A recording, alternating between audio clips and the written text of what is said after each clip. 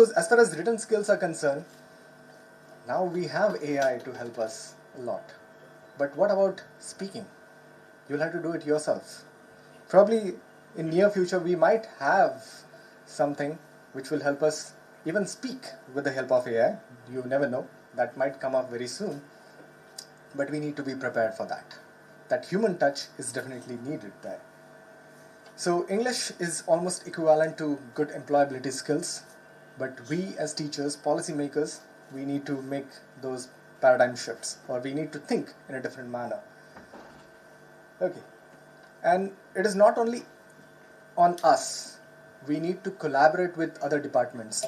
To give you again another example from my university, we have a course called Technical Report Writing, where an English teacher and other technical teachers collaborate together and they help students understand how they can present their technical writing in a better manner. Of course, we, as an English teacher, our role is to just work on the grammatical structure, and it is limited to that. But then that is not sufficient. We also need to provide students with graded kind of course which will help them pick up the language skills in a better manner, develop their vocabulary so that they can present themselves in a better way. Yes, so this is what I want to talk about. So thank you so much for this opportunity. Thank you so much for your patient listening. Thank you, Rahul. So before starting this, our next speaker, Professor Anindya Chaudhary, is here. I would like to just remind you that what I have decided, that our fourth speaker will speak for 20 to 30 minutes. I think Rahul has already taken more than that. And after that, we'll invite questions from you, and there will be that discussion, you know. So hopefully by 4:30 we'll be able to.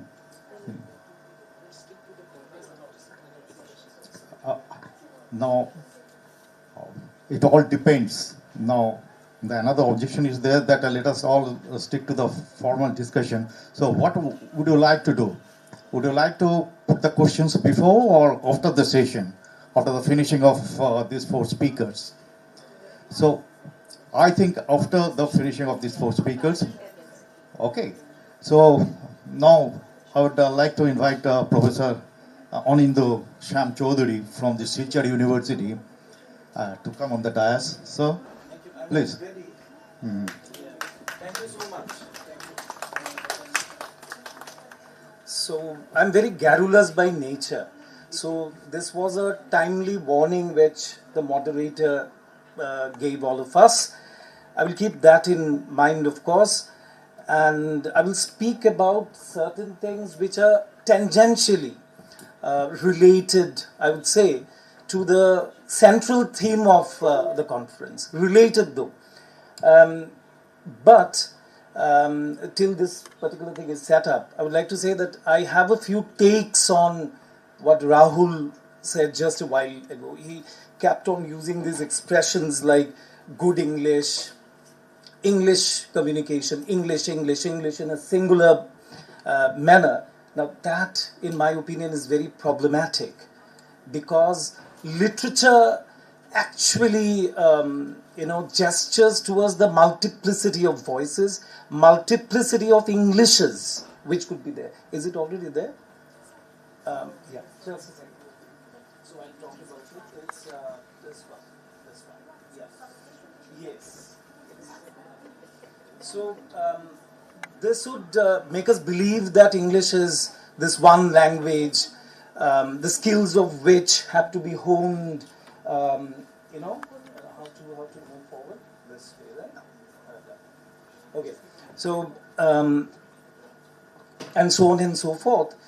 Now, my opinion is that we require hybrid literacies in order to appreciate literature, and a grounding in literature, a grounding in literary texts could actually help us in honing the hybrid literacies that we already have to a certain extent. So it is in this context that I titled this. The slides were prepared this morning, and I thought that I'll be getting at least 1 hour's time to talk about, but then it would be only 30 minutes. So I will try and wind up things within 30 minutes.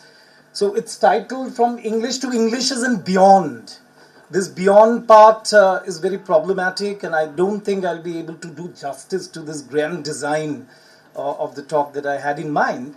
But I will make an attempt, especially with regard to the students who are there, who attend communication skills classes in this institute, and the teachers who are involved in teaching communication skills of English. Now, this is what I want to contest, because English is not one language that way, right? It is basically Englishes, the varieties, right? So in this context, let me just start by talking very briefly. We know all these things, right? Just briefly touching upon this particular issue of the global spread of English. It's almost a kind of a cliche.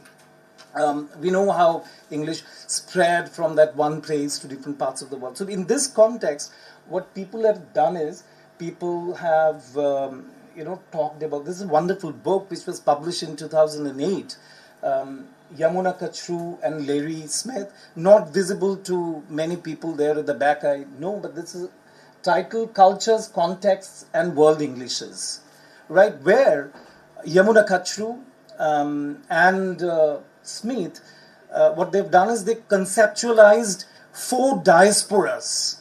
So you don't have just diasporas of people, you have diasporas of languages as well. You know what, I'm addressing the students primarily, students at the back. You know what diasporas are? Diasporas are created when people from one originary country, they move to another country, like the Indian diaspora in the United States, the Chinese diaspora in the United States, and so on and so forth. So you have diasporas of English as well. So when you're doing communication skills in English in an institution like this, it is not that you just focus on those things that we are familiar with without any knowledge of which English is important for you. So I'm talking about this in this context, taking a cue from what Rahul has said, very important points that he has made. But this notion of good English has to be understood. Is it this good English, which is a very abstract kind of English? I don't know what is good English, right? But I know what good communication is all about. So what is this good English? Or is it basically this hybrid literacy that I was talking about? I will give some examples to expatiate that point towards the end of my talk. Is it that hybrid literacy which is very important? Do the students need to be trained in these hybrid literacies in order to become good communicators, in order to comprehend what is getting communicated in English and other languages maybe, right? So these 4 diasporas, what are these 4? Very briefly, very fast, I'm moving. 4 diasporas, what are these? The first one is basically the spread of English over the British Isles, all over the British Isles, and then that's the first diaspora. The second diaspora to the movement of English to North America and Australia and such other places. The third diaspora is where we are. Basically, even this categorization is very problematic, but I'm not going into questioning everything at this point in time. Just for our understanding, the third diaspora basically colonized, formally colonized countries like India, the whole of South Asia, Africa, and so on and so forth. Philippines, very interesting. American colonization, American English is the kind of a standard that they used to follow. Now there has been a lot of work on Philippine English. So here, what some people have said is that this dispersal of English has also led people to wonder whether English will end up being something like Latin in the Middle Ages, right? Because what happened to Latin is Latin actually broke up into all of these modern European languages, many of which are mutually absolutely unintelligible. So will this happen to English as well? But then in today's post-globalized world, this possibly wouldn't happen, because these new varieties which have been formed across different sociolinguistic contexts across this globe, they will possibly retain the umbilical ties with the original language, if I may put it that way, for the lack of a better expression. Now, for instance, in the Indian context, this is a wonderful book which was published in 2009, Indian English, Sailaja Pingali, one of my mentors, University of Hyderabad, 2009, Edinburgh University Press. This is one book that every teacher of English in India should read, especially the second chapter, which deals with what she calls standard Indian English pronunciation. Right? I wanted to talk more about this, but maybe if I get a chance later or some other time. So basically, all these things become important in the context of the spread and the development of Englishes across the world. The nativization which has happened, the acculturation of English in diverse multilingual and multicultural settings, increasing pluricentricity. That's something which is very important in the Indian context. So what is this good English that you are talking about? Which English? That's a question which naturally arises. So this pluricentricity is something that we have to, let our students become more aware of. So there is not this one quote-unquote standard English which they should aspire for. They should understand possibly that English exists in a kind of multi-canon. There are different kinds of Englishes which are there.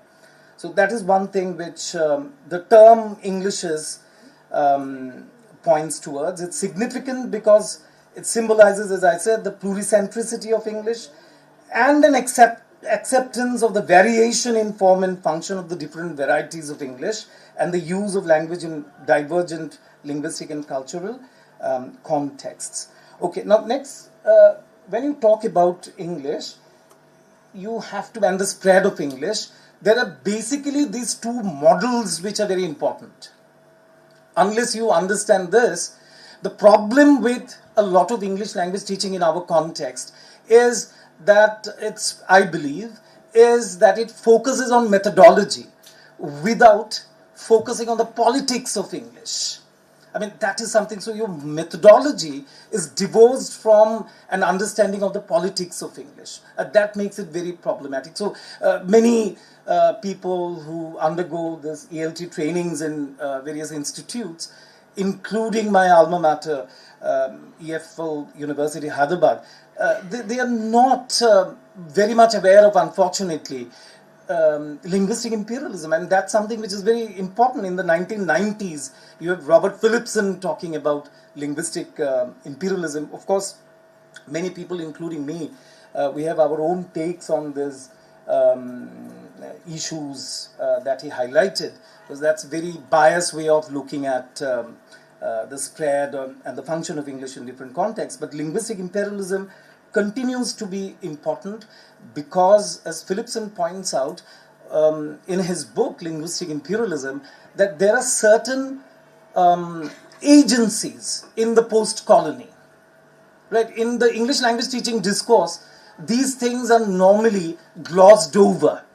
And this is something which is doing a lot of harm, has been doing a lot of harm to English language teaching, English language education in our context, I believe. So what the fundamental idea of Phillipson, I'm making it a little too simplistic, I fear, but then the fundamental idea, I would put it like this, that English is basically a language which is, he calls it lingua cucula. There are certain agencies like the British Council in India and much of South Asia, and RILO of the United States, and the British Council of the UK. What they do is they basically introduce and impose a norm, a standard English, standard British English, mind you. And that is the good English that he's talking about, possibly, maybe not. But what is this good English? Is it that English? Is it that English we should aspire for in our classes, in the communication skills classes? This is a big question. Why should we? So Philipson says that it is these agencies, in the post-colonies, which actually impose these standards, right, and make them legitimate. So he says that these agencies actually function like cuckoos. You know what a cuckoo does? A cuckoo lays its eggs in the nests of other birds, maybe crows.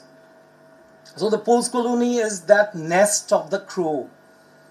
And the unsuspecting crow actually nurtures the chicks hatched in its nest. It's cuckoo's chicks.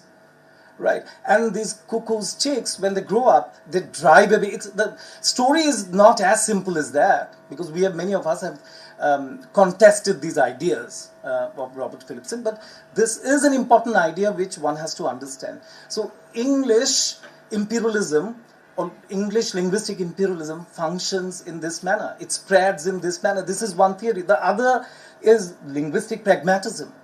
It is not because of imperialism, some people say. It is not only because of imperialism that English has spread and grown across the world in the way in which it has, but it's basically an econocultural model which is proposed by several people, right? So according to that, English has become a commercial lingua franca because the UK and the USA were the centers of economic development, of industrialization in the 19th century. And it is because of them that the language actually became a commercial lingua franca. So that's basically a pragmatic choice. So these are the divergent views that you have with regard to the spread of English and so on and so forth. Now, another thing which becomes important in the context of the spread and the growth and development of English in post-colonies like ours is the linguistic experimentation and the nativization which has happened. So in the communication classes in the Indian context, this linguistic experimentation and the nativization which has happened, this needs to be focused upon, in my opinion. The process of acculturation, the bilinguals or the multilinguals' creativity with regard to, I will give a couple of examples with regard to this. The bilinguals' creativity is something which is very important, the multilinguals' creativity. Another thing which becomes important is the grammar of culture. We focus on the grammar of the language. The grammar of language has to be synced with the grammar of culture. Now, what do I mean when I say this? What I mean is that the grammar of culture basically relates to, say, in the Indian context, the politeness strategies. Professor Omar was referring to Urdu, and she was giving us some Urdu examples. The grammar of culture is such that politeness strategies are whipped into anything that is said in Urdu, right? Even when people are angry, maybe. Even that anger seems to be so sweet because the language the language users actually use the language in that manner. So the grammar of culture in the Indian context, that becomes very interesting, especially in the context of, say, the undifferentiated tag questions in Indian Englishes. Now, a lot of people would frown at, these kinds of sentences. You are going home soon, isn't it? Well, that's wrong. Because your grammar, good English says that this is wrong. It's absolutely wrong. Literary texts, I'm prompted to talk about, Salman Rushdie here. Several examples, examples could go on for half an hour. A few from Professor Niladri Chatterjee. Salman Rushdie, Midnight Children. He talks about chutnification. This chutnification is real. Remember some expressions that he uses? A piece of moon, Chand ka tukra. Look at how this has been indigenized, Indianized. right? Then another thing, yeah, he talks about putting the cart before the bullock and not the horse, right? So literature actually gives you a lot of examples which do not belong to the standard. So literature has this potential to highlight the other ways in which we can do this. I gave some examples from Midnight's Children. There are loads and loads of examples. How many minutes do I have? Zero. Please, please, please, for God's sake, give me 10 minutes. 10 minutes, please. So, because I want to complete this. You know, this is an issue. This is a huge issue, right? Undifferentiated tech questions. Wrong. Your good English would say that this is wrong, right? But research has been done. So what I want to impress upon people is that in your communication English classes, you have to weave in this research, which is very important. I'm talking about this research by Bhatt, you know, a sociolinguist in the mid-1990s. He did a lot of research on the undifferentiated Indian, tag questions in the Indian context, and say that these are less threatening, less imposing than the, the standard English examples. So what would be the standard English example? Something that would be taught in a communication English class maybe. You are going home soon, aren't you? Right? You have taken my book, didn't you? Haven't you? Sorry. Haven't you? Right. But haven't you? You have taken my book, haven't you? So instead of that, look at these sentences in this manner. You are going home soon, isn't it? You have taken my book, isn't it? So people have found, I'm referring to Bhatt's research, which unfortunately has not found a place in many communication English classes in India. So Bhatt has found, আমি একটু বাংলা উচ্চারণ করে দিলাম, Bhatt, right, has said that this is because of the Indian politeness strategies. These examples seem to be mitigating, less imposing than the structures that you have in standard good English. So in literature, you have plenty of examples of this. I want to give you some examples. Okay, oh no, I was going backwards, sorry. Yeah. Now look at this. How many of you know this expression? Is this English? No, she's saying. Is this Hindi? Sanskrit? Yes. Why? Then what is Twitter? Sambad is Hindi, but Twitter is not Hindi. Twitter is English. So what is this? English. Is it English and not Hindi? Yes. You are a little confused because the answer cannot be given in this manner. Right? Here what we have is a juxtaposition of words from two languages, right? Juxtaposed in a manner. Each of the words carries the indexicalities. Right? Sambad, what is Sambad? Look at this beautiful juxtaposition. Sambad is a Hindi word borrowed from Hindi or Bengali word borrowed from Sanskrit, right? And it means a dialogue, a conversation. Twitter, that's a traditional, we can say a traditional word in the Indian context. An old word. Right? A classical word. Another 4-5 minutes. I will give one more example and then after that I will stop. So now what is happening here is basically a kind of a boundary erasure of languages. But this is how the language or languages exist in our midst. Right? So this good English is very problematic. Unless we let our students know of the fact that English also exists with other languages in this manner, they would be focusing on the traditional notion of the good English and would be saying that this is basically a kind of a hybrid. But this is reality. Another example, this is the last one, sir. Last one. Lay's example, Lay's advertisement, Lay's potato chips. Look at this expression. What was the expression? In the language of advertisement, you have lots of these examples. In literature as well. Be a little illogical. Illogical is not a word which exists in any of the languages that we know. But here, you don't have a juxtaposition, you have a kind of a blending. This is an example of a blend of dil and logical. And it's very interesting. It's dil and it's logical and also illogical. So look at how the one who has created this is creativity. A multilingual's, a bilingual's creativity. Look at how, linguistically it is possible to be this creative. So the appeal is to urban folk, basically the youth, right? To give a space to the heart, to dil. Heart is not that nice sounding, dil.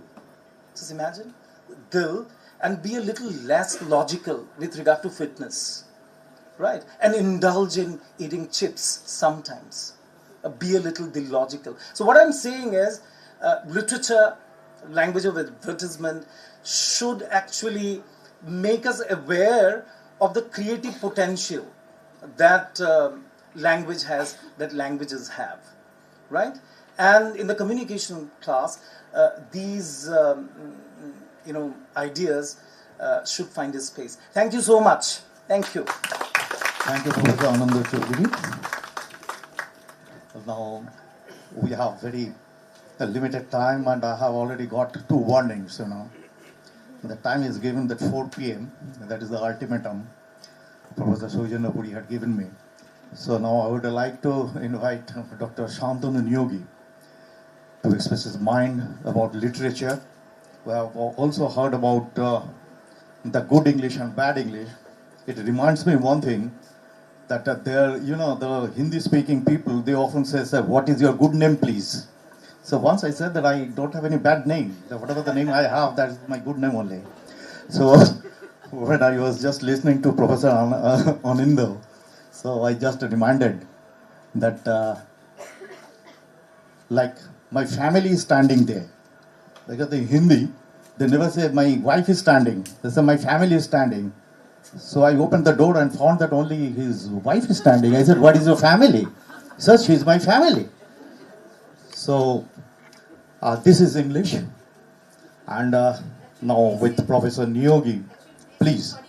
Parivar. Parivar means the family, and the family means only the wife. And good name means Shubh Naam. So his life actually centers around his wife. That might be the another reason of saying so, but I don't have experience. You might have that experience also. Thank you, Professor Ananda. Please, because I have very limited time. Thank you, Professor Gautam Banerjee, for giving me an opportunity to talk. Now, I would like to stick to the format, the discursive format of panel discussion, and I will be brief, and therefore I will be attractive. Now, because brevity is the soul of wit. Yeah. Now, you should not intervene. See, please. What is it? Please carry on. Please carry on. Now, the problem is, there are 2 worlds. The world of the literature teachers and the world of the language teachers. I was a student of CIFL Hyderabad. There used to be 3 departments, major schools. The literature department, the linguistics department, and the department of ELT. Now, we had to study all these 3 subjects. In the literature department, we had stalwarts like Susi Tharu, Venkataraman. They interrogated everything. They interrogated English. That's how we learned to interrogate every concept. But at the same time, we were taught the best English ever. And the ELT department taught us how to, not only to acquire the best kind of English, but how to teach the best kind of English to the students. Now, there lies the dichotomy between the two approaches. Now, what Professor NSHM Choudhury pointed out, this is useless from the perspective of an ELTician. Let me be very pragmatic, practical. Yeah. Now, this is a place where students come with a lot of aspiration. They pursue professional courses. As a part of their professional courses, they are taught English. And they are supposed to pick up the best kind of English possible. They are not supposed to interrogate. What kind of English am I going to learn? They are very determined to be the best in their field with the best possible linguistic ability. Now suppose someone comes from a Dalit background and he or she is a first generation learner, cannot speak English well, cannot write English grammatically correct in a grammatically correct manner. Do you expect him or her to get a good job? Where does your theory help him? Right? So let theory be in its place. We must interrogate everything. We must interrogate all the concepts. There are, reasons to do that, and we must engage ourselves in discursive practices, questioning everything around us.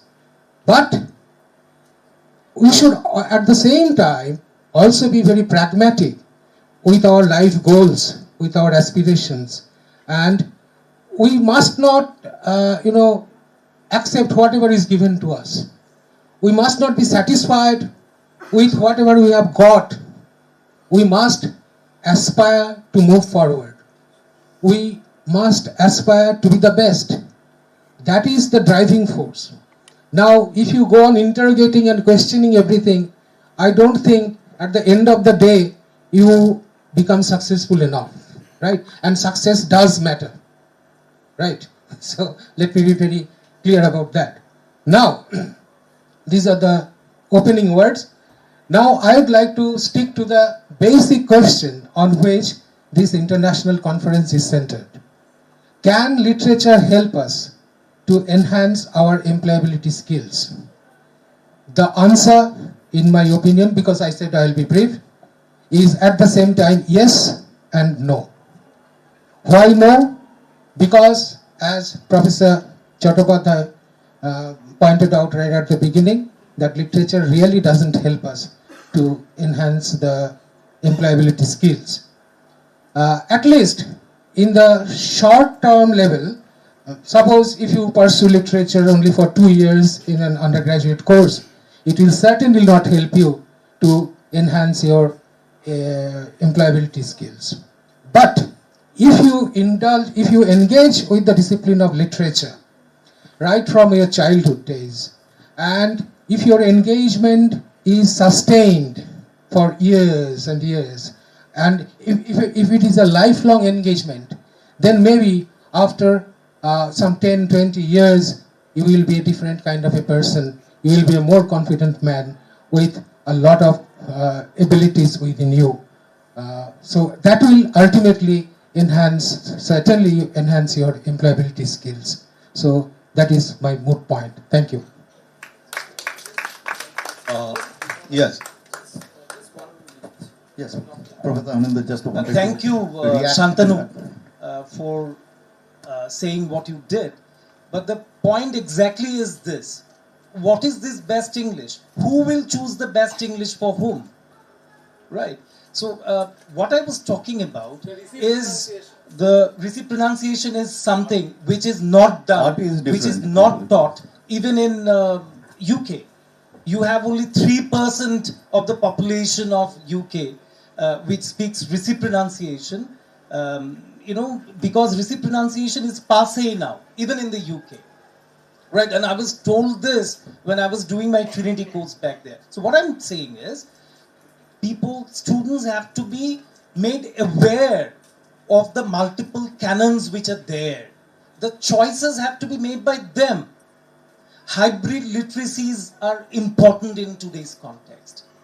just saying that it's the best English, this is the English for you, and this is the English which will make you employable, is, I think, an outdated idea. I would not say absolutely useless, because we are fighting these ideas at different levels, but I think it's an outdated idea which needs to be challenged. So my presentation was actually on the basis of this particular idea of challenging these notions, which are very traditional. Thank you. Thank you, Professor Anandu. Now we have our last speaker with us. Now, what Professor Anandu has just said, so it reminds me again one thing, that getting the meaning out of meaning. That is when we say that you just bring a spoonful of water, you know that somebody wants to take some medicine on that, isn't it? Give me a spoon of water. When you ask for a glass of water, you know that somebody wants to drink the water. But if we say that get me a mug of water, you never expect that the person wants to drink that water. You know that for some other work. Then if I say that get me a bucket of water, then what happens? So the meaning of the word does not change, but the meaning of the meaning changes according to the context, the situation. So the meaning is here. There is no certain or one meaning, one particular meaning to a particular object. So it also depends on the, what you say, adhar. Kishe rakchu. তার উপর মানে depend করছে। So thank you. My last speaker is Professor Kalyan Chatterjee. Please. Please.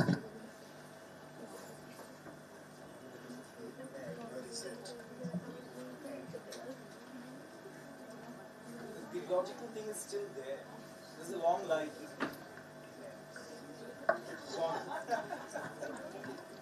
Now CIFL, the Central Institute of English and Foreign Languages, Hyderabad.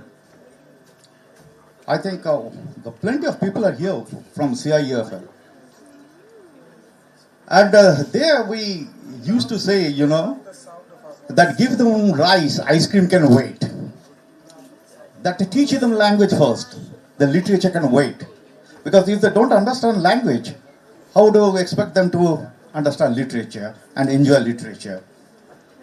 So,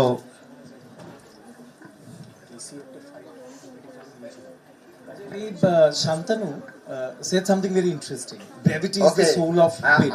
Now, literature I think you also. should be gracious enough to allow me. please. I think the debate will continue, but I have a flight to catch at 8 o'clock. So I will hurry a bit. The first thing I would like to know, that as the system gets ready, that how many of you are actually teachers of English? Those who are teacher of English, please raise your hand. Okay, how many of you teach English as a communication skill?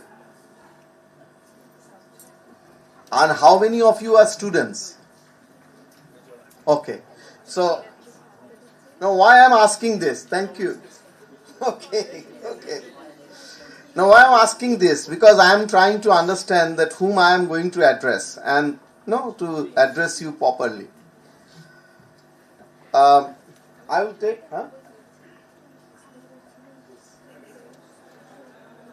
Now I have a ready presentation, but the time is short. I'm not expected to go through it in that way. So I will take some points from the discussions, and then I will try to give my views on that. The first thing is, as Shantanu, who is not here right now, told us that should we use literature to teach language? That is a big question. The another question Rahul raised, that English should not be taught as a subject, meaning as some sort of a content, but also as a skill, because that is a skill that is lacking. Now, if you look at both the questions and bring them together, then the most important thing that comes out from two of them is, whom are we going to teach, or whom are we actually teaching? Right? What is the purpose of teaching? Are they engineering graduates, medical graduates, or school students, or they are studying MA courses specializing in literature, right? Then look at other aspects of it. Some of you are faculties here. When you joined here as a faculty, think about your young days. You joined as an MA in English literature. You hardly hear about second language acquisition theories. So you don't know how language is acquired, whether it is a first language or it is a second language. Now the same thing happened with me. But time is short, I am not going to talk about my career. I also started as a school teacher, shifted to a rural college, found that my students can hardly speak English or use English, even in their writing, although they are students of the honors courses. Very shaky, nervous, all these students are coming to us. So the first thing for me was to address their linguistic abilities. So that's who are actually your students. That is very important. Who are your learners? That is the first thing that we ask in English language teaching. Right? The second thing, so depending on that, we will decide to use literature. What kind of literature? Literature means a lot of things. A text has a lot of meanings. What is a text? Even an advertisement is also a text. I can use an advertisement in the class. So if my purpose is to elicit the students' knowledge and develop and support the language development, language skills, and then support the language development, then I may use literature from different contexts, primarily starting from, as the keynote speaker said, from what is actually familiar to them. For example, our students come from different contexts. In certain contexts, they are familiar with certain things. It is very difficult for us to understand what a daffodil is, because we have never seen a daffodil. But if you talk about daffodil while stepping it outside Heathrow, London, then you will see daffodil all around in the month of March and April. Right?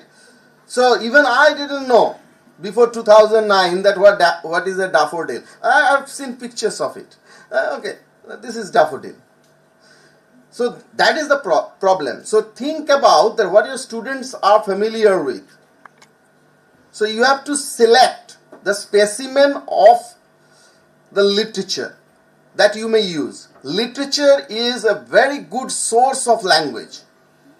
It's a very polished, refined source of language. It has lots of things in it. But how we will use it, that is important, and for teachers. The problem is, we as a teachers, not even in our MA course, which I think is a kind of a course which we all pass before we come or become a teacher, we are never told how to use literature, how to use Shakespeare to develop a particular language skills. We are never told. We are never shown. Even I have the experience that phonetics, the very elementary level of phonetics was introduced in Calcutta University undergraduate courses. Can you imagine 156 teachers applied to the Board of Studies to withdraw it, and it was withdrawn.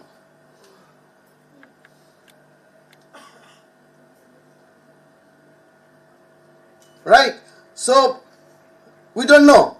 Very elementary level of phonetics. Because the teachers complain that they don't have the capacity to teach phonetics in the class.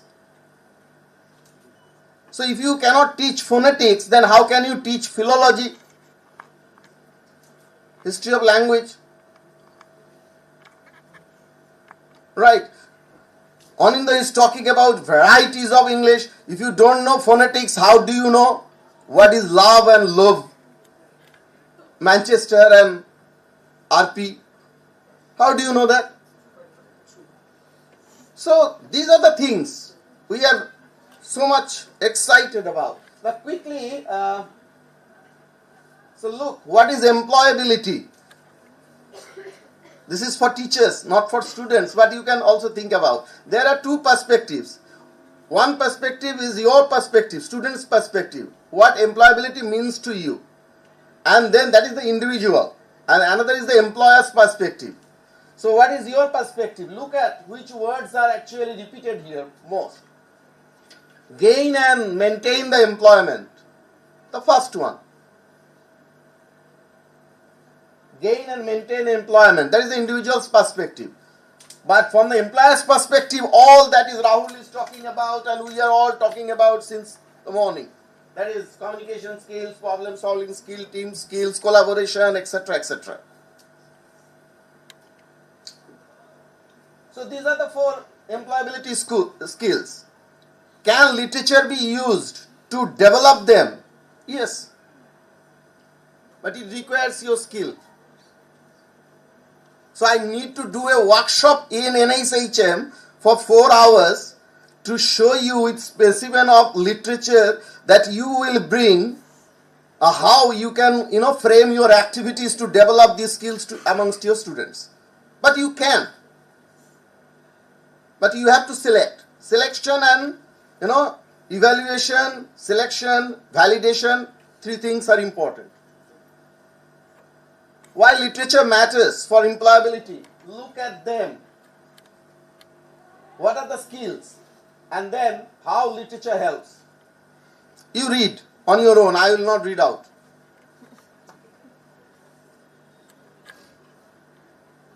If you cannot read out, I will leave this PowerPoint here. I am not going to take it back. You can take from Shoival also and read.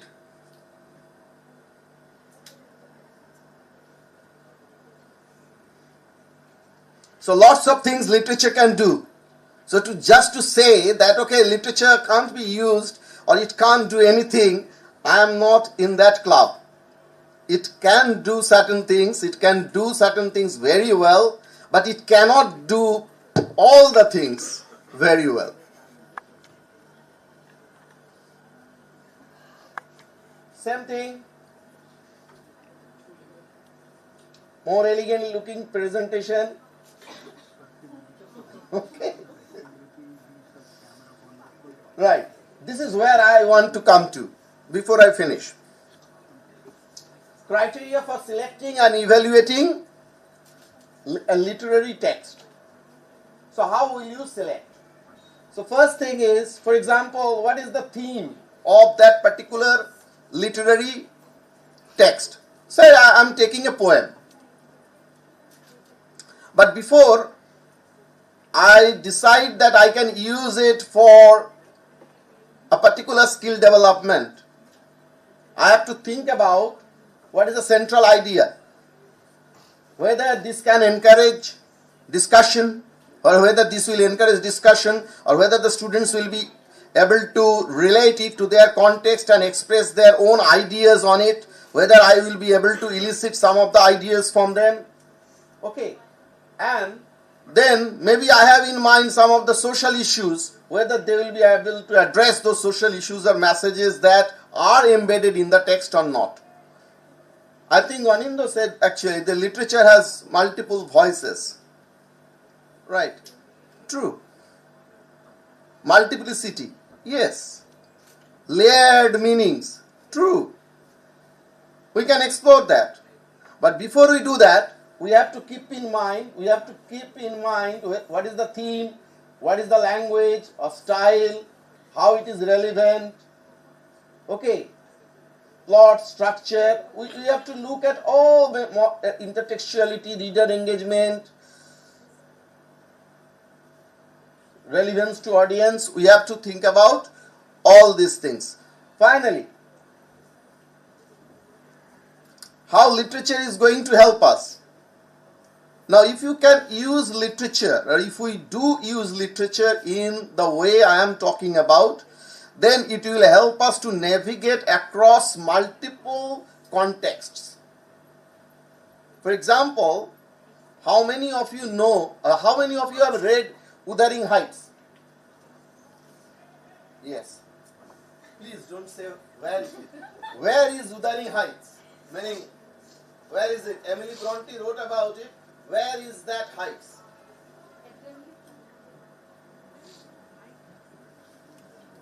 Where is it? It is open to all now. It is in Yorkshire. Yorkshire Moors. Very highland area. So if you go up, you so from London, central London, you have to take 2 hours train to go to Yorkshire. Either you have to get down at, most probably you have to get down at Leeds, and then you can take a bus towards Otley, and then you will see the Yorkshire Moor. Now, for example, I also read Wuthering Heights. I wrote about it in my MA examination. Okay, everything we did, but we could not visualize it in that way. So we have to visualize it. Today it is very helpful because we have lots of pictures even in the, in a Google. So we can Google, take some pictures, show students, explore. That image also becomes a text.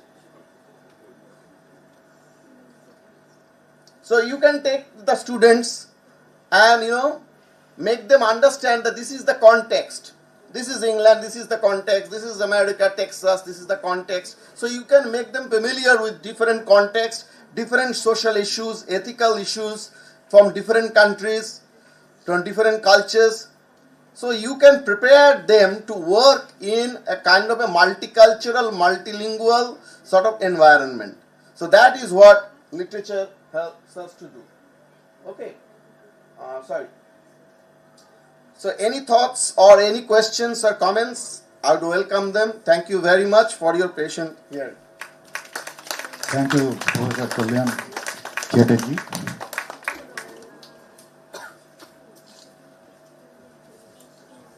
Now, I would like to ask our participants, those who are sitting over there, to put forward your questions, specifically naming the person so that it will be better for him to answer you back. So, if you have any question, please. Please take this microphone. So we have heard a lot of, the questionable questions already. Bengali, English, Hindi, Urdu, Oriya, Marathi. Yes. So your field is open. And in any language you could communicate your ideas, your feelings. Still, what I thought that somebody must touch on AI. I think Professor Kale, when he had started talking about the phone, but I don't know, because nowadays what I have heard that if you want to write anything, and if you ask your AI that write a poem on any love poem, the AI will give you a love poem. Or if you ask him that you please write down some poem on nature, that immediately he will get it done. You just instruct that. No. I got it. Even I got a thesis on that. Don't say no. Because I got, one MPhil thesis, completely it is written by AI. It's surprising. I don't know what the literature will take, where that falling in love or rising in love, I don't know. Why it is always falling? Why not it is rising in love? So I really don't know. I had that question with him.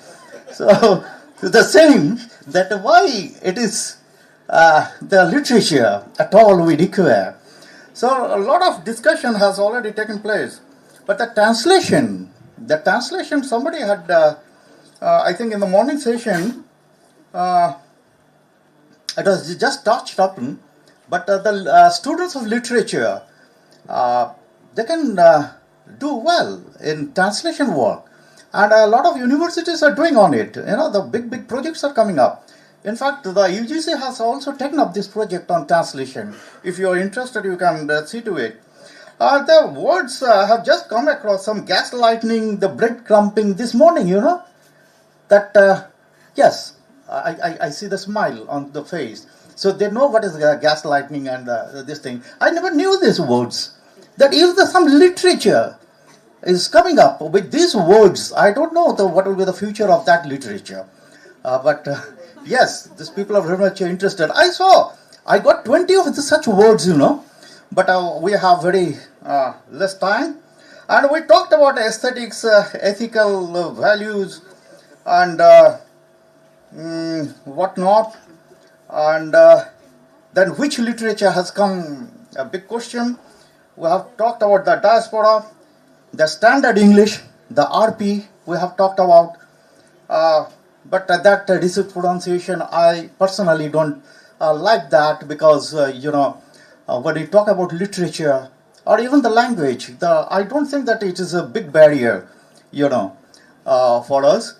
But still, we say, quote unquote, that standard, I don't know what is that standard talks about, is a very subjective term. We talked about pragmatism, we talked about lingua franca, we talked about creativity, and the standard literature. Very big question, what's the standard literature? I don't know what the standard stands for. That what is standard? Because every individual got his own way of putting the standard, before you. That I find that this is my high standard, the whatever, because when it comes to the creativity, so defining standard is a very big problem. Then what kind of literature? This question has come. Somebody talked about the theme and the context, that it all depends on the theme, and then it comes the style, the employability of a certain thing. What we believe does not depend on literature alone or what the literature will give you, rather what you can get out of this literature. That is the thing you have to think. That, as we often say, that you won't get peace anywhere unless you bring some with you.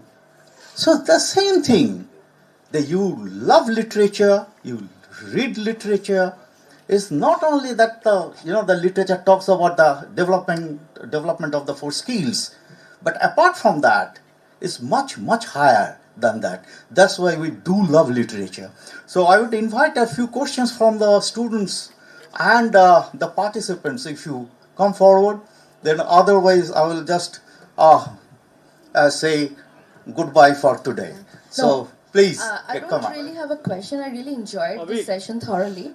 But there's definitely a thought. You please direct this. Yeah, people. I am talking to everyone. It's a thought. Yeah. The panel. Okay. Being a student of literature myself, right now I'm a working professional. I'm a visiting faculty. But once I finished my masters, I remember a friend of mine told me to do a course in DELT. It's a diploma in ELT. Thank God I did that. And I did have one paper on linguistics. And I think where I am today, it is because of literature and language together. And all of you, when we were discussing, we were also talking about the same thing, that, both of it are very important. But it is very important the students are aware of it also. Life took me to this path, and after meeting so many people in my life, I know where I am. So students need to be aware. I think they have to be also, told somehow in the classes that this is very important. That we know the journey, and now you have to choose and decide. You also said that. And thank you so much for giving such insights. I only had to share this, that students need to know.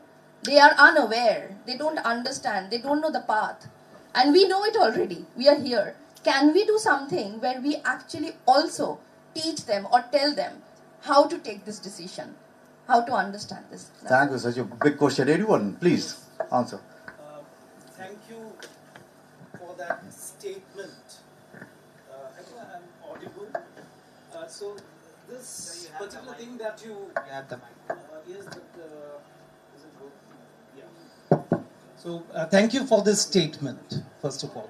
In fact, I believe and I agree with you that this division that people make between literature and language, that's a 19th century concept. debate. That's a 19th century concept. It's funny to think about a poetry teacher, not knowing the phonology of the English language at all, because all the while we'll be doing scansion, we'll be talking about the metrical patterns and so on and so forth. So why the people actually, this has happened in Calcutta University, but this happens all across Assam as well. So why people essentially do this is they don't want to come out of the comfort area, that comfort zone. They want to focus on that archaic way of teaching English poems, going to the class and giving it all away, not focusing on these things, right? So I think it is because of that, and they give this alibi of not having that spatialization and so on. Learn it, hone your skills further. So I believe that this issue of division of language and literature, which Shantanu was talking about in the context of what used to be CIEFL when he studied there, now EFL University, that is not only something which is very archaic, but something which has very few takers in today's context, I believe. Thank you. Yeah, thank you, Professor Ananda. Actually, Yes. I didn't say useless. yes, the idea is not at all, I repeat, because there are still language teaching experts. This is a field of applied linguistics. This is a distinct field. This is a thriving field. And your job is to confuse things because you belong to the world of theory. Okay, so that is your job. But I said this is a conference of the ELTicians. This is a conference of the English language teachers. And this department, I do believe, at NSHM, they don't teach English literature. They teach English language. Okay, thank you. Okay, so Thank you, Shantanu. So, infinite range of possibilities are there. And yes, if you want to discuss something more, please, ma'am. I just give the microphone, please. Microphone. I come from soft skills and placement. Video. Yes, we were talking about unemployment. It's just a suggestion here. There's nothing called unemployment because 65 billion jobs have been created in 2025. So it's only underemployment now. We are talking, all of us are here only to discuss about that. As underemployment is happening and that gap to be really managed well. Since he said I'm towards him like English is like mother tongue. Nobody learns like a mother tongue. They learn like a subject because we come from Chennai and we are in Chennai. We have two Chennais. People will relate if they know about the territory of Chennai. They know North Chennai and South Chennai. We know. So the understanding is English is one subject when we learn from the primary sections to whatever it is, whether it is MBBS or whether it's engineering or wherever it is.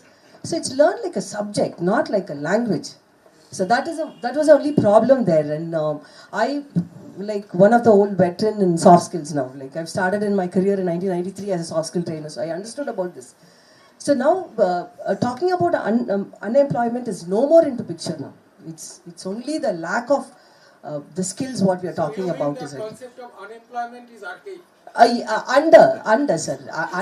Yes, people still think that there's no. The kids are thinking that there is no job. It's not that there is jobs actually. Only thing is you have to match certain skills to get that, and that's what Rahul was trying to put. Yes, that, thank you very much. Any other question, please?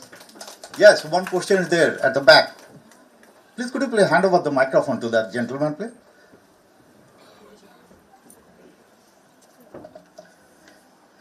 Yes, please.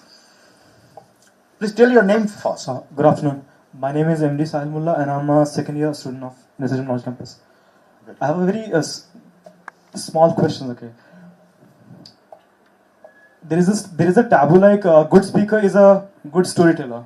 How much is it ironic and how can we gain realism in language communication? As an entrepreneur myself, I'm an entrepreneur, aspiring entrepreneur. So I have been dealing with investors, I have been dealing with the people in real life, and the common problem which I face is like how can we gain realism in the language communication? So I would like to ask. Thank you. You wanted to make it the speaker, those who speak in English language or in local language in the mother tongue also? English. Only in English? Yeah. Okay, please, panel. Anyone wants to reply to that? A successful communication has to be, in grammatically correct language, and at the same time it has to be situationally appropriate. And a good communicator often uses anecdotes, but that is not the primary skill. The basic thing is to utter grammatically correct, semantically meaningful, and situationally appropriate sentences. That's how communication happens. And additionally, you can embellish your utterances or embellish your sentences, or you can enrich your points by adding anecdotes or telling stories or whatever, or cracking a joke maybe. So these are all communication strategies. So as you grow up as a communicator, through practice, you become a better communicator. That's all. Thank you, Shantanu. Thank you, sir. Now, please. Oh, one more minute. For once, I would agree with Shantanu. This is the last. Yes, but I would disagree with the way in which he said this. Is that there's good grammatical structure and so on and so forth will make you a good communicator. But the fundamental point is, and this is a serious point, the notion of grammar has to be rethought. The grammar of the architecture of spoken English, spoken language, or the spoken form of any language is a little different.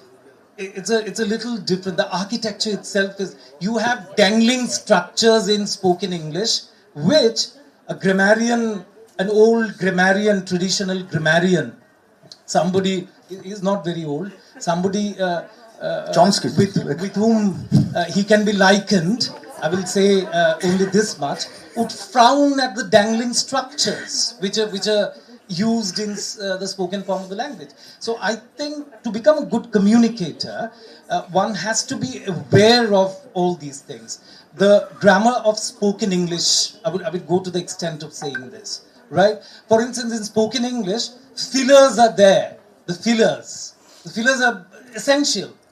You are actually communicating in real time, right? Your traditional old grammarian, would say that it has to be grammatically correct, would frown upon these fillers. Fillers, you understand?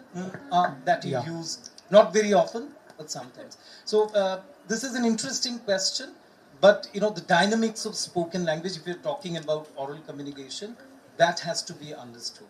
Right? Thank you. Thank you so much. Thank you, sir. I would just request you to once again go through the recent press conference that Narendra Modi and Donald Trump did, right? Where an Indian journalist posed a question. Now, it is not that he was not able to follow the accent. So there is one more thing, that is senatorial courtesy. We call it senatorial courtesy. So when you speak, you chew most of the words. You speak slowly. Clarity, articulation, these are the things. Intonation, these are the things you need to take care of and speak to the point. Right? That will help you to be much more effective. Not necessarily brevity always. So thank you very much. Now let me conclude it, because the last has already become. Now, who is a diplomat? A diplomat is a person, when he goes to the meat shop, he talks about meat. When he goes to the bread shop, he talks about bread. And when he meets both the people together on the road, he talks about sandwich. So, thank you everybody. Thank you for your patience hearing. Thank you all of you. And look at the communication of this sir. Just the smile will communicate you. Everything is going right. Okay, thank you. The last part was very nice. The diplomats are good thinkers, actually.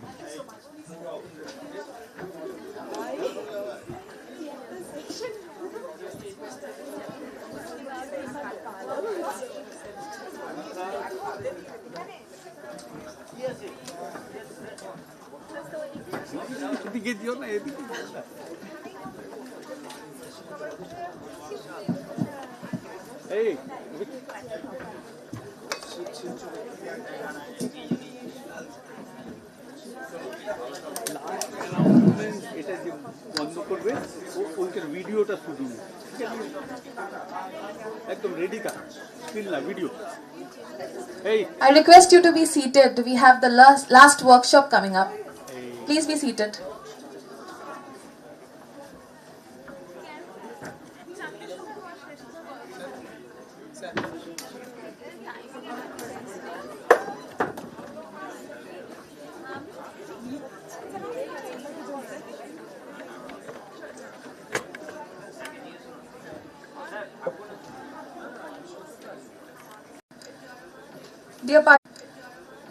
Dear participants, now we welcome you to the last session of the day, which is a writing workshop titled Tales for Interesting Times by Mr. Rajat Chaudhary.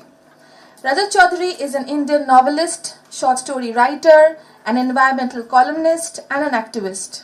He is the author of the critically acclaimed works The Butterfly Effect, Spellcasters, Wonder Tale for the Warming Planets, and other books. His fiction blends persuasive storytelling with experiments in genre structure, form, while addressing themes like climate change, biotechnology, urbanism, and genetic engineering. His fiction has been featured in the climate change video game Survive the Century.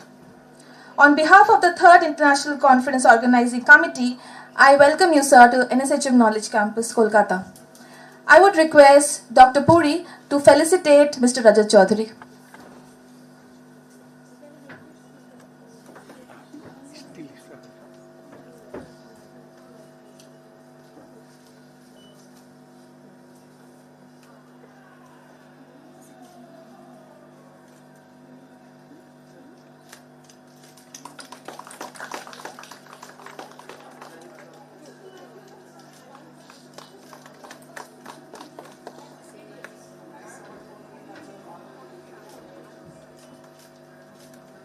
Hello. Thank you, ma'am. So we have this very interesting section actually coming up, and I won't waste further time. Sir, I request you to take over.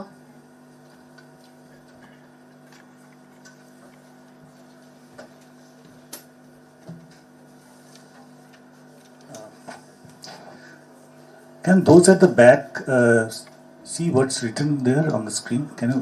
Is it? No, they cannot. They're saying they cannot see the screen. Those at the back. Can you? Yeah. Can you guys just come forward? There are lots of places here, so maybe yeah.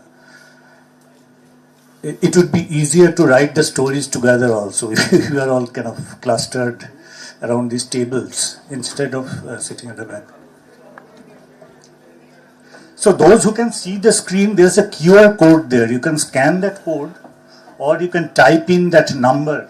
Go to menti.com and type in that number. It's just kind of changing the flavor after a session.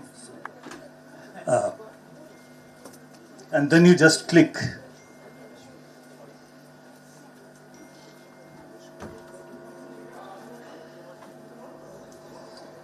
Where is that? The pointer.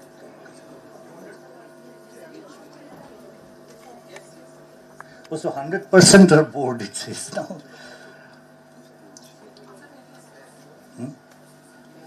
This I cannot access. I can access the PowerPoints.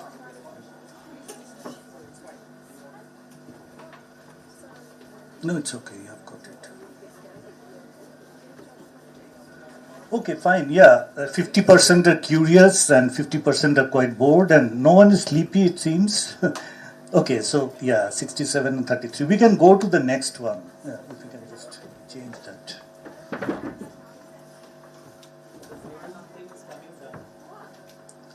Yeah, it's coming down. It could be. So yeah, now we are trying to get into the topic, and if you can see what's on the board, the question is, which of these are influenced by climate change? Cyclones, increasing incidence of dengue, forest fires, human migration, crop failures. You have to just scan the QR code or go to Menti and click.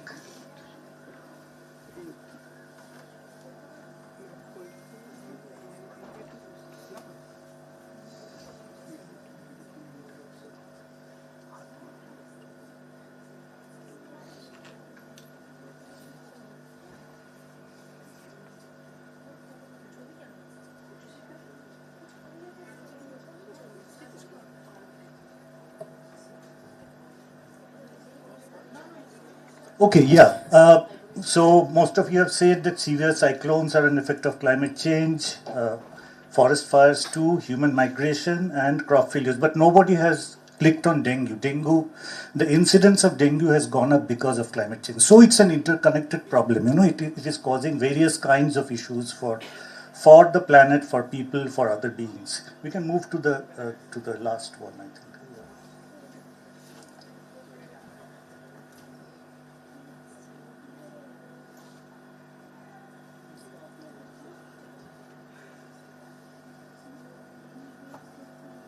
What is the question? The question should come up automatically.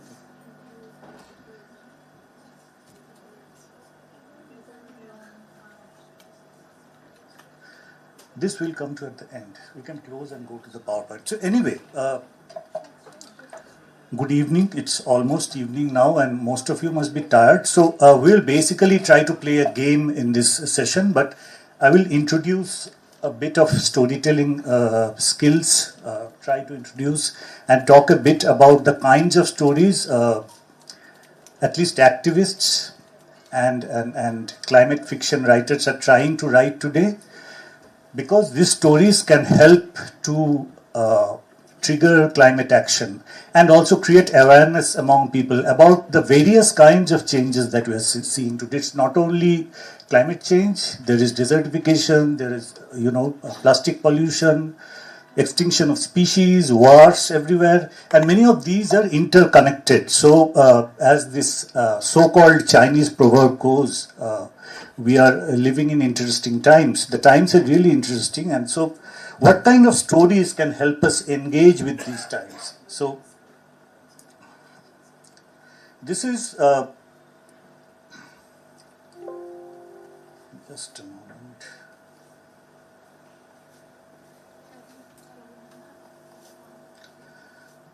So we have three parts to this. We'll start with just a bit about stories. What is a story? Why are stories so important? What do they look like the building blocks of stories? And then a bit deeper into stories. Basically, we're talking about short stories here, but these also apply to an extent for novels. And then I'll be talking about tales for interesting times, like what kind of stories should we be telling now? And then we'll move on to the writing game. So I will try to finish this in 15 minutes. It will be a bit fast, so just kind of... So what and why? What are stories and why are stories important?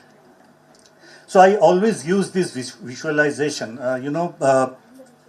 When we were young, when we were in college and all, there were many friends of us who were planning to go to Bombay and become film stars, and and especially before the exams. So they took a train and went there and slept in parks.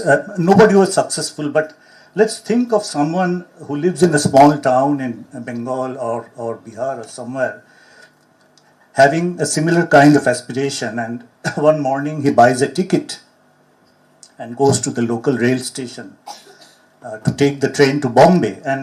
But then, as he's kind of trying to board the train, this character appears with a cutlass in his hand and a pistol, and a pirate kind of character who is trying to stop him. Maybe this character has been sent by this young man's father. So if you look at this diagram, at this picture has all the elements that a story needs. We have a main character, this young man who wants to flee and become a film star, go to Bombay. We have a setting where the story unfolds. Every story needs one or more setting. A setting is where a story happens. And then we have a problem or a conflict, which is this pirate kind of guy who is trying to stop him. So all stories need a conflict. It needs one or more characters, and it needs setting. We'll come to this again. But why are stories so important, especially when we are talking about our times, especially when we are talking about climate change? So, there was this conference in Europe some years back, where each participant was asked to tell a story to the one person sitting next to him or her. And each of them shared stories. And then after 4 or 5 years, two of these participants met at an airport. but they didn't remember each other's names, nor did they remember each other's affiliations, which university they came from. But the stories that they had shared with each other was very clear in their mind. So stories are that powerful. Stories remain with us for a very long time, and stories are very sticky, to put it in another way. So these are the qualities of stories. Stories are sticky. Stories simplify complex information. Like when you are trying to tell stories about climate change, there's a lot of science involved. We can read a paper on climate change, a scientific paper, but that will be very complex and not suitable for most people. We can read media reports, but media reports are often very sensational. What good climate stories, what good Anthropocene stories can do is they can simplify the complexity of climate change and the other disasters that are staring us in the face. So stories are sticky. They can simplify complicated information. They can motivate us to act against climate change, against unsustainable consumption, and so on. They can inspire us. They can motivate us. They can help us imagine possible futures. They can help us imagine dystopias. They can also help us imagine hopeful futures, like a better world where there is equity, where there is justice, and so on and so forth. Because of all these reasons and several others, stories are very important at this point of time. Because, human beings, from time to time, what happens after, there are cycles, maybe 40 years, 50 years, human beings begin to get very restful. They are not very happy with peace. They begin to say to each other, let's create some trouble. Let's begin to consume unsustainably. Let's emit more. Let's fight a war with our neighbors. There is some problem in our evolution or in our genetic coding or whatever, that long durations of peace are not we are not happy with that. And we are in a time when this is again happening. There is trouble all over the world, from wars to the rise of authoritarian rulers to climate change, pollution, and everything. So stories can be a very powerful weapon to deal with these things. Again, coming back to how stories look, what do they look like? What are the building blocks of stories? It's very basic. Stories have a setting. What is a setting? Setting is where a story happens. It begins somewhere. Like in that example I showed, the setting is the rail station. But then the character can go somewhere. He or she can go to Bombay. Then Bombay becomes the setting. The hotel he's staying in can become the setting. So setting is basically the place, the time, and the environment of the story. And there can be many settings as the character moves from one place to another. And of course, again, stories need characters. A story is about one or more characters. The climate stories often have many characters, like a whole village which is suffering, which is suffering a hailstorm or a volcanic eruption can be a character. But stories need characters, and stories move as the character deals with conflicts or problems that is thrown at him or her. So once you have characters and you have a problem, it's very easy to write a story from that. And then you can make your characters interesting by fleshing them out with emotional depth, with mannerisms, quirks, and things like that.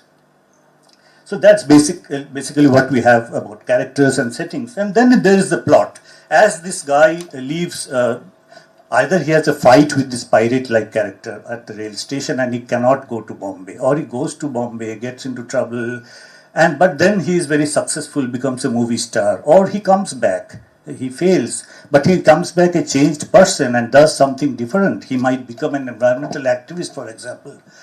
So that is a plot, the journey of the character through the story. And there are several theories. I don't want to get into theories. There are several theories how a plot looks like, whether it looks like a hill or it looks like a circle. There's something called the hero's journey. If you are planning to become a storyteller, a serious writer, then you can look at these things. But these are not so important. First, start writing stories. So there is something called the free tax pyramid, where at the beginning you introduce your characters, then you develop a conflict, the conflict becomes bigger, then you begin to solve the conflict, and then finally there is a denouement. It can be explained better if I give you examples, but we don't have time for that. But it's basically about solving problems. The character faces a number of problems which he or she tries to solve. He or she may not be able to solve it, they may fail, but still that makes a story.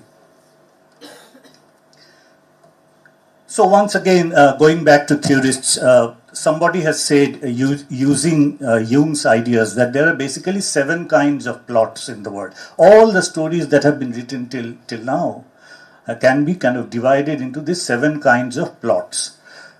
If you are low on inspiration, you can have a look at this when you're trying to write a story. So what are these 7 kinds of plots? There is the story of overcoming the monster. A good example is James Bond or Dracula or something like that. There are rags to riches stories. You often find in the old Bollywood movies when people like Dharmendra, Jitendra, and these were the main heroes. So rags to riches stories. A good example is Aladdin, of course. Then there are stories of quests where people go out on quests and try to achieve something. A good example is Journey to the Center of the Earth. And then there are stories of a voyage and a return. Very easy example is Ramayana, of course, and there are several others. Many of the epics are like that. Then there is comedy. Comedy is a type out of the 7. Then there is tragedy, Great Gatsby, Romeo and Juliet. And then there is rebirth, where a person changes completely. Rebirth not as in reincarnation or something like that, but he or she becomes a different person through dealing with the conflicts that life throws at him. And a good example, of course, would be Raskolnikov of Dostoevsky's Crime and Punishment. So when we try to write a story today, you can look at these 7 plots and frame your story according to one of these, but you can also go by your inspiration and ideas and creativity. And then there are other theories, like somebody has said that there are actually not 7, there are 36 kinds of stories that have been written till date. And you can look it up in Wikipedia. So there are 36 story templates, among which some are very common. There are stories of revenge, there are stories of vengeance by family upon family, there are stories of daring enterprise, there are stories about enigma. So when you are low on inspiration, you can have a look at some of these while writing stories, but I won't go too deep into. And then stories have themes, freedom, love, honesty, climate change, war and peace, for example. So when you write a story, you think about what theme it should be on. And then in all creative writing classes, the teachers talk about showing versus telling. What is showing versus telling? Showing is basically describing a scene in great detail, very vividly, so that the reader feels that he or she is sitting right at the center of action. He can feel what is happening. He can feel the scene through all his senses. So that is one kind of writing, and many teachers say that showing is very important in story writing, but I don't totally agree. Showing is important in the important scenes of your story, but you also need telling or narration. When this character is traveling from this small rail station to Bombay for becoming a movie star, nothing much happens in the train. So you don't have to go into vivid descriptions of what is there in the train, how the other passengers are, what they're talking, what they're discussing. That is not important. There you use telling. You just use simple narration. But when it's an important scene, like when he has a fight with this, Long John Silver like pirate character, that you use showing there. These are small things to keep in your mind. Today we'll write a very short story, so there won't be much opportunity to use showing in that. And so what are tales for interesting times? We already know tales for interesting times are tales that engage with climate change, engage with the major problems that we are facing today. And many of these problems are interconnected or overlapping. So this image is from a book of mine which has just come out. It's still not on Amazon. It's called Wonder Tales for a Warming Planet. And this is about the Mediterranean Sea which has dried up. It's like 30,000 years in the future. And these are a new kind of creatures that have sprung up there called macros, M-A-K-R-O-S. And this is the grandma. And these are the young ones who look like fish. And the grandma is telling them a story. It's an origin story. Where did we come from? And she tells them that I won't give away the, the whole plot, but she tells them that long back the earth grew very warm. And so billionaires and scientists, certain scientists said that we can deal with this by cooling down the sun. And so there were several kinds of things suggested. One scientist said that we can grow trees which will have wax on their leaves, and so the sunlight will be reflected back and the planet will be cooler. And then there was this other guy, his name is Old Will, who said, I have a weapon and I can shoot an arrow at the sun and take a chunk of it and the planet will be cooler. He does that and the chunk falls on the Mediterranean and the Mediterranean evaporates. So the idea behind this is, there is this whole thing called geoengineering that is being tried out by certain slightly crazy billionaires and scientists. They are saying that if we spray aerosols into the atmosphere in the northern hemisphere, we can cool down the planet. But it has also been shown if we try to do those things, then there might be droughts in Africa or in Asia. So these are kind of untested science which is not following the precautionary principle.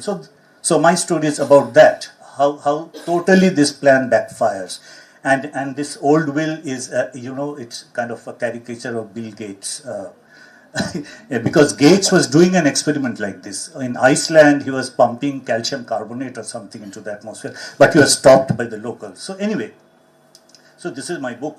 And then still on Tales for Our Times, Tales for Interesting Times. Yesterday, Donald Trump dropped a video on his social media. Have anyone seen it?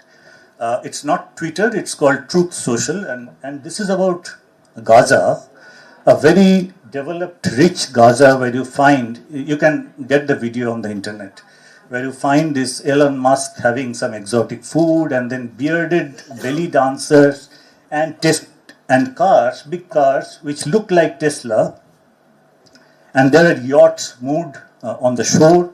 So basically what he is doing is, and he says it's an AI generated image, of course, because Trump has already floated the idea that Gaza will be developed by the Americans. So this is basically, he's trying to push a narrative of a future which is very bright for Gaza, but not bright for the people who lived there. And our job is to deal with these problematic narratives, because Trump's narrative already is to pump out more oil from wherever these wells are in the US. But if we do that, the earth will become so warm that in another 50 years, we have designed a video game about this, which is free on the internet. Large parts of the planet will become uninhabitable. So we have to tell the opposite stories. We have to deal with these stories. They are also using storytelling, about pumping out oil, about developing Gaza, about these big cars, emissions, all these things. So these are the alternative stories that we have to tell. There are many, many writers now writing these stories. Stories where we counter this, fossil fuel-based development ideas. Stories about climate change. Stories of hope. Stories where, planetary crises like disaster, droughts, plastic pollution are dealt with by people. So these are all hopeful stories, and there is this whole genre of storytelling called solar punk, where most of these stories are being written. But then again, there are negative dystopian climate stories, dystopian stories of the Anthropocene, and some theorists say that dystopian stories are a problem because they put people off.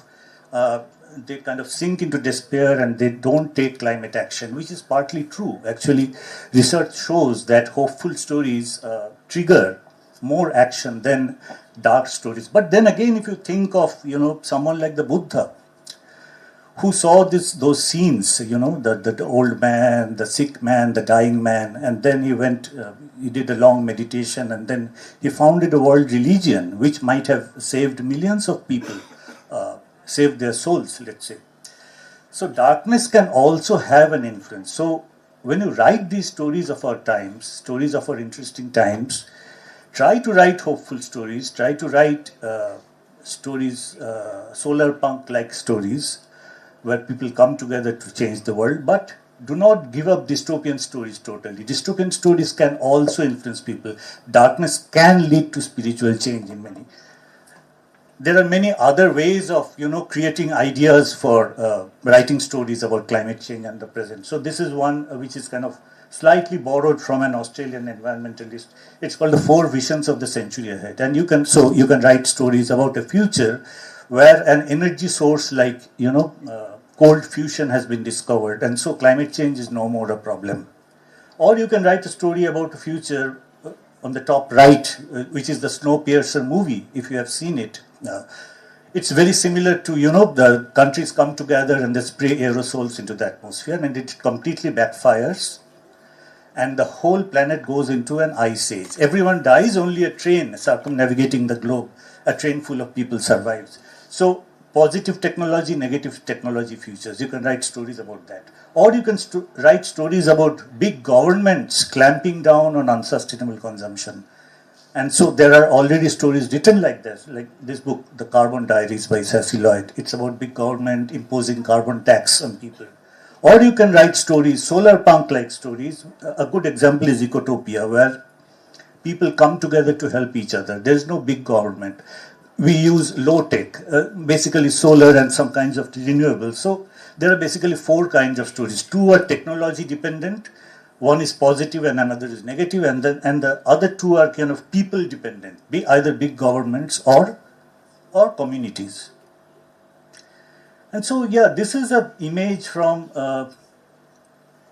Soviet Union, Hitler's march into Russia, the Operation Barbarossa, and Hitler was stopped by the winter, mostly, the Soviet winter.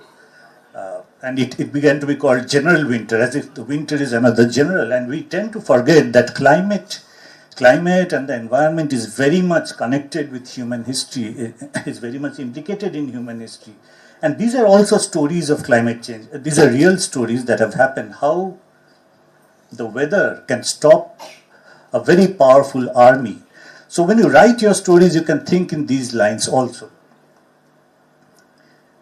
And as I already said, most stories till now had a single character, short stories. A single character is the most important character, main protagonist.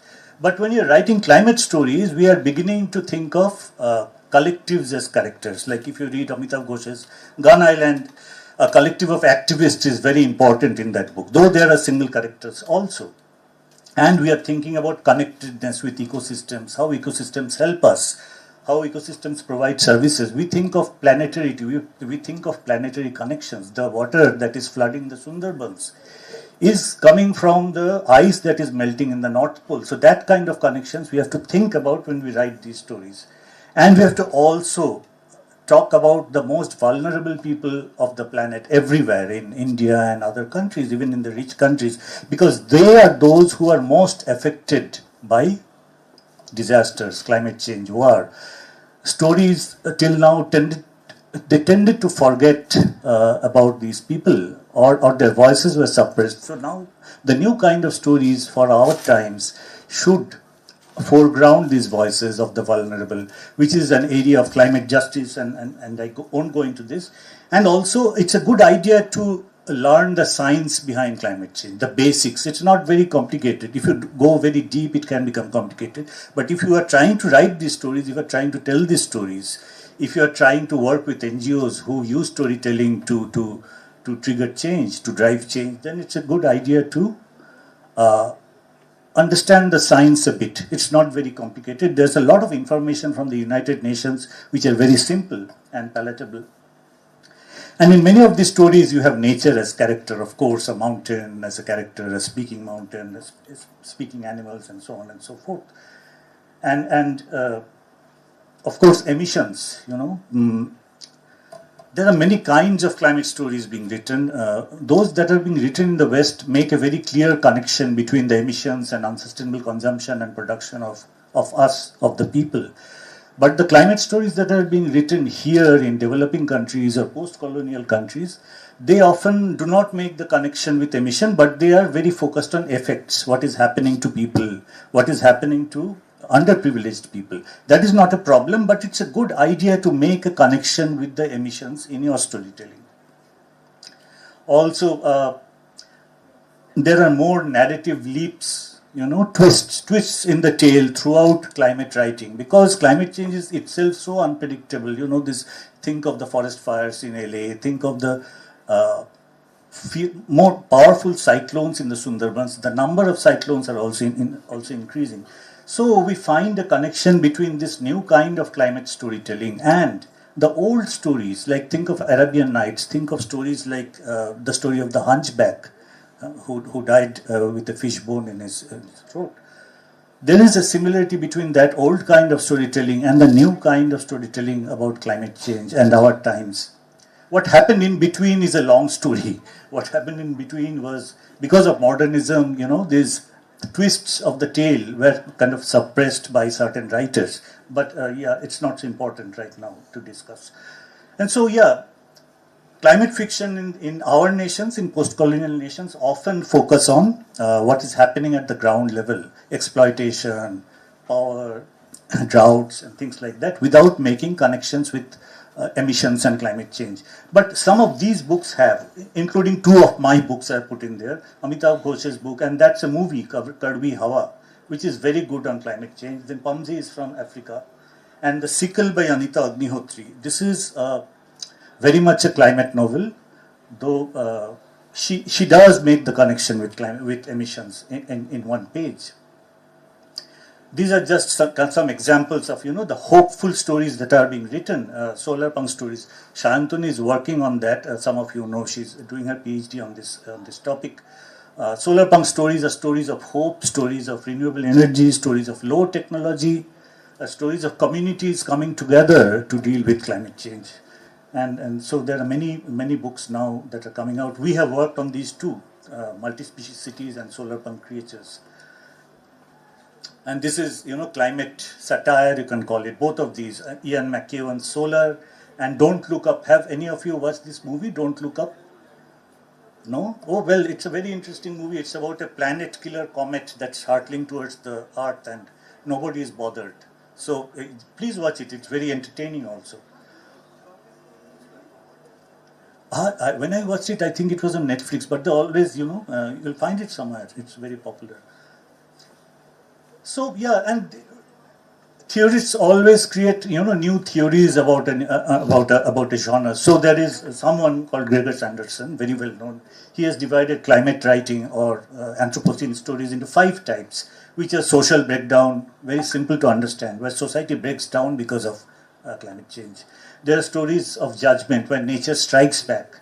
There are stories of conspiracy, where there are people who say that this whole climate change thing is a hoax. So there are stories of that also, state of fear.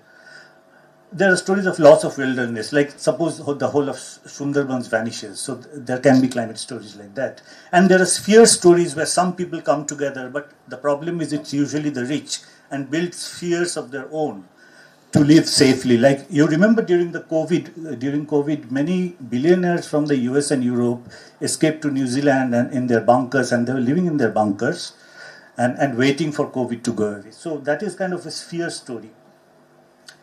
Yeah, more or less the similar thing. There are cautionary tales like The Road. The Road is a very famous, well-known climate novel and also a movie.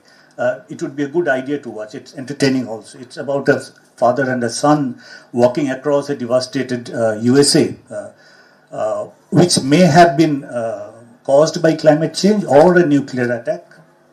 And they are kind of basically looking for water. They're walking towards the water, and all the cities have been devastated. There are cannibals roaming around and things like that. So that's a cautionary tale. And then there are tales of resistance, which is very close to what I called solar punk, where people are coming together to deal with the crisis. And then, there can be consumer stories where consumers take action. There can be producer stories. Why I'm going into all these details is you have to write a story now. Can we distribute these, because it's almost over. So producer stories are stories where businesses, industrialists have a change of heart and they suddenly become very sustainable, which is very unlikely unless you kind of, some kind of genetic engineering or something like that. Otherwise, I don't think it's possible. And then there can be influencer actor stories. These film stars or rock stars, they are so popular. People listen to them. If they begin to live a very frugal lifestyle, if they kind of don't use high fashion anymore, that can also have an impact in dealing with the climate crisis and sustainability and moving towards sustainability. And there can be stories which are a mix of all these. If you are beginning to read these stories, these are some of the books I will recommend. You can, I will leave the PowerPoint here. You can just look it up. Garn Island, The Rapture, Flight Behavior.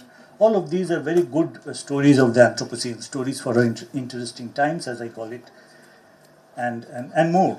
Memory of Water is a very interesting novel about a future Scandinavian Union, which has been taken over partly by China, and there is no water, and so there's a family of tea masters and a young girl. So that's a very good, interesting book to read. Kim Stanley Robinson's works are very interesting, and I always put my book there, Spellcasters. You can read that too. So that's more or less it. Now what we're doing is we'll just give you a chits of paper with a character, a setting, and a conflict.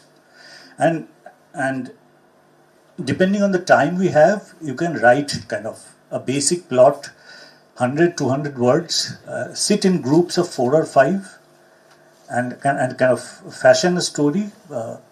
One person can be the writer. You can discuss among yourselves, and one in each group can write the story, and you can share it with us later. We can put it up on a blog maybe later. That might be a good idea, and develop. Yeah. So that's more or less it. Thank you. I'll just go around the tables now. Has everyone received?